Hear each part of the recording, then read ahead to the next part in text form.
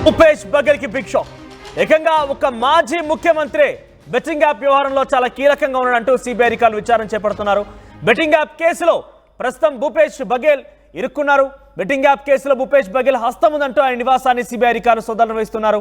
రాయ్పూర్ బిలాయ్లోని ఆయన ఇల్లు కార్యాలయాల్లో కూడా ఈ తనిఖీలు కొనసాగుతున్నాయి. భూపేష్ తో పాటుగా ఆయన సన్నిహితుల ఇళ్లను కూడా ఈ సోదాలు నిర్వహిస్తున్నారు సిబిఐ అధికారులు. మహాదేవ్ అనేటువంటి బెట్టింగ్ యాప్ కేసుకు సంబంధించి ఇక సిబిఐ అధికారులు సోదాలు నిర్వహిస్తున్నట్టు తెలుస్తోంది. తనకు ఈ కేసుతో ఎలాంటి సంబంధం లేదంటున్నారు భూపేష్ బఘెల్. కానీ కాంగ్రెస్ కీలక సమావేశం కోసం అని ఢిల్లీ బయలుదేరుతుంటే సిబిఐ తన నివాసానికి వచ్చి సోదాలు చేస్తోందంటున్నారు భూపేష్. ఇక బీజేపీ కావాలని తనపై కుట్రలు చేస్తున్న భావనలో భూపేష్ బఘెల్ ఉన్నారు. ఇప్పటివరకు మనం బెట్టింగ్ యాప్ వ్యవహారంలో తెలుగు రాష్ట్రాల్లో మనం చాలా మంది సినీ ప్రముఖుల్ని ఇన్ఫ్లుయెన్సర్ని చూసాం.